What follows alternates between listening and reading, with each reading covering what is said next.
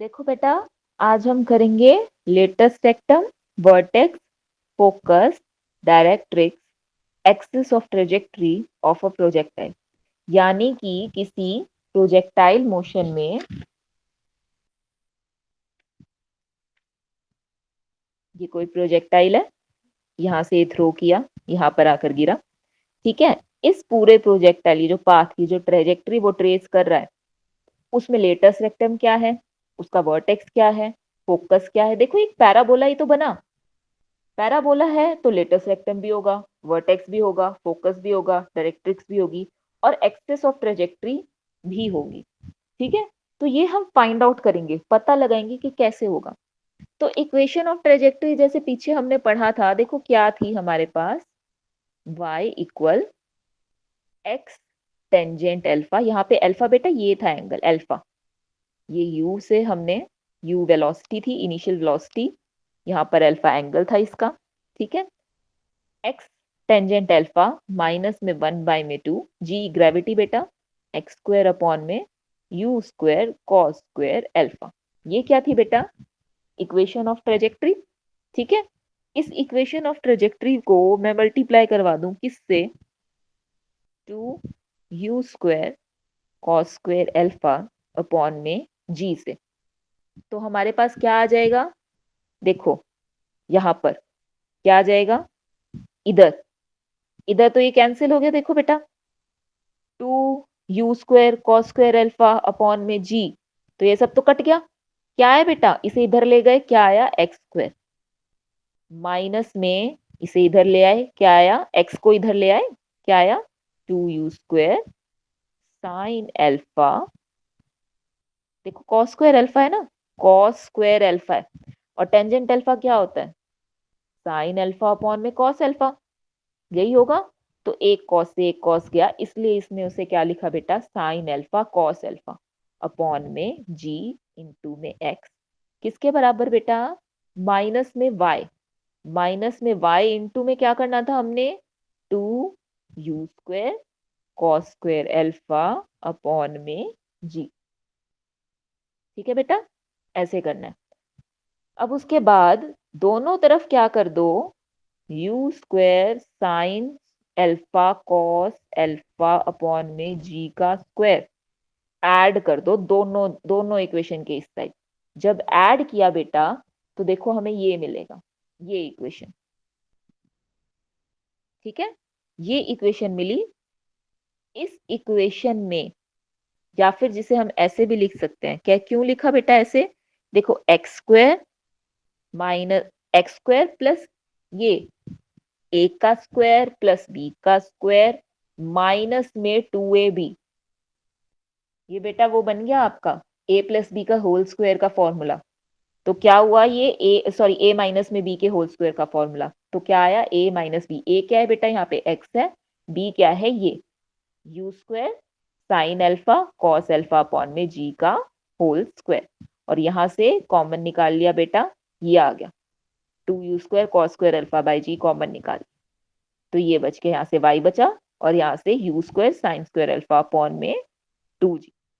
ठीक है, अब उसके बाद देखो ये जो है, ये वाली इक्वेशन जो हमारे पास आई है, ये देखो कुछ कुछ पैराबोला की इक्वेशन से मिल रही है कि नहीं मिल रही, which is x minus H का स्क्वायर इक्वल टू माइनस में l y माइनस के, यही तो होती है हमारी।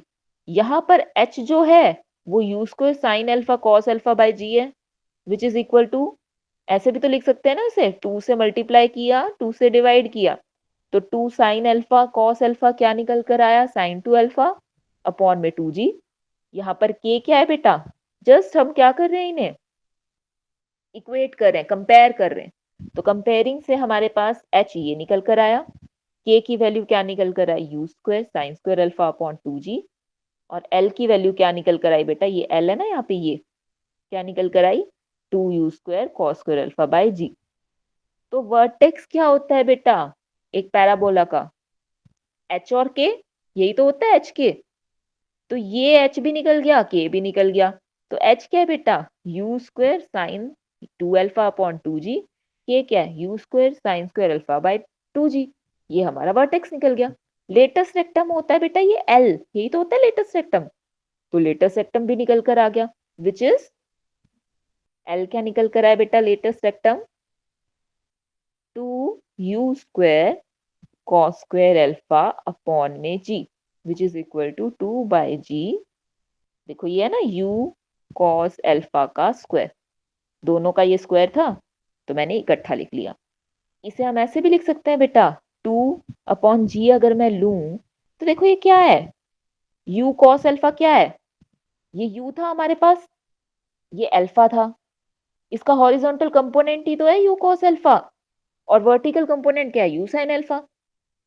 तो ये बेटा क्या है हमारे पास, क्या आ गई, square of the horizontal velocity. आगे ना ये निकल के, तो ये था हमारा लेटेस्ट रेक्टम। ओके, उसके बाद हमारा फोकस। फोकस क्या होता है बेटा, फोकस होता है abscissa of the focus is same as the abscissa of the vertex which is u² sin 2 alpha upon 2g, ये वाला u² sin 2 alpha upon 2g। तो यहां से हमारा क्या आ गया, ऑर्डिनेट ऑफ फोकस क्या आया, height of the focus above x axis के अबव हाइट उसकी। तो हाइट ऑफ वर्टेक्स माइनस में 1/4 लेटेस्ट रेक्टम करेंगे तो ये निकल आएगा बेटा फोकस का ऑर्डिनेट।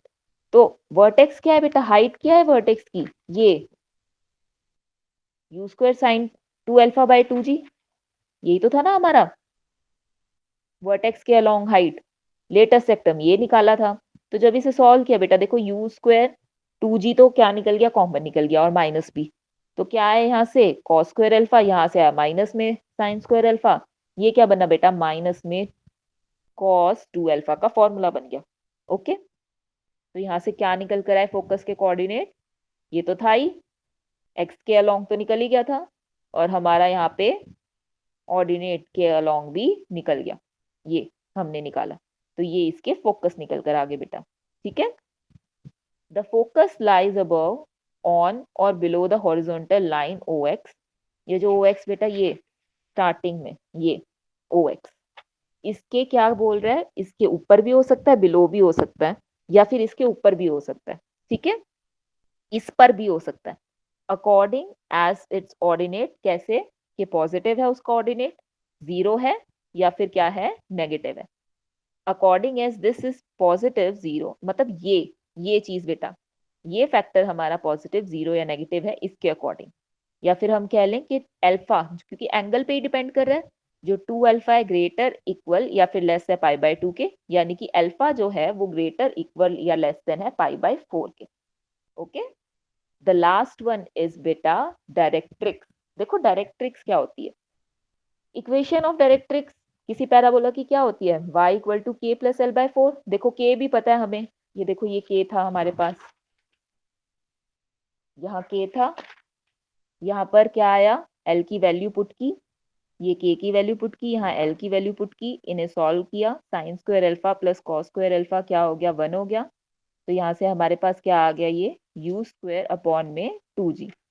ठीक है, तो इक्वेशन ऑफ डायरेक्ट्रिक्स क्या निकल कर आई, y equal to u² upon 2g, जो कि देखो एंगल पे बिल्कुल भी डिपेंड नहीं करी क्योंकि एंगल तो खत्म हो गया, यानी एंगल ऑफ प्रोजेक्शन के क्या हो गया, ये इंडिपेंडेंट हो गया। तो यहाँ से क्या शो हो रहा है, if particles are projected from the same point with the same velocity, अगर सेम पॉइंट से और सेम वेलोसिटी से जाएं, the directrix of each trajectory will be same. तो क्या होगा, हर ट्रेजेक्ट्री की जो डायरेक्ट्रिक्स है वो सेम ही रहेगी, क्योंकि एंगल पे तो डिपेंड ही नहीं कर रहा, चाहे वो कहीं से भी लेकर जाए, चाहे वो इधर से जाए, चाहे वो ऐसे जाए, चाहे ऐसे जाए, चाहे ऐसे जाए, एंगल पे डिपेंड नहीं कर रहा, तो यानी कि जो हमारी डायरेक्ट्रिक्स है वो सेम रहेगी किसी सेम पॉइंट पे सेम वेलोसिटी के लिए। ओके, तो ये थे हमारे क्या, हमने पढ़े अभी लेटेस्ट रेक्टम, वर्टेक्स, फोकस और डायरेक्ट्रिक्स हमने निकाल ली किसी प्रोजेक्टाइल की। ओके, तो आज यहाँ तक करते हैं।